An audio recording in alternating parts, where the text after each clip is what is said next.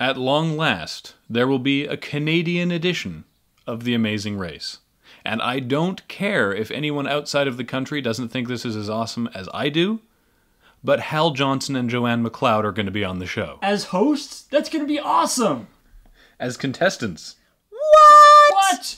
That's super unfair. For non-Canadians, Hal Johnson and Joanne McLeod have been telling Canadians how not to be lazy sacks of for like 30 years. Nobody told us that we were actually supposed to listen to them. I'm just imagining a scene in the Canadian Amazing Race where like somebody is like drowning in a creek as like Joanne McLeod has like her boot on their head and they're like blah, blah, blah, blah, blah, blah, blah, and she's like, who's gonna take a body break now, eh? I think the biggest problem they're gonna have is that with the cameras following them, they're going to have this intense desire to turn to the camera and give fitness advice when they really have to be running. Now you may be wondering, why is the Canadian version special? The Amazing Race goes all over the world. It doesn't matter where you're from to do it, but the Canadian Amazing Race takes place entirely within the borders of Canada.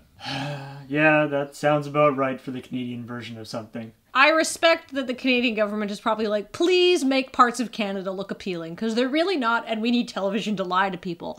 But I don't think this is a good idea. If I was a contestant in the Canadian Amazing Race and they were like, all right, guys, race to Winnipeg, I'd be like, why?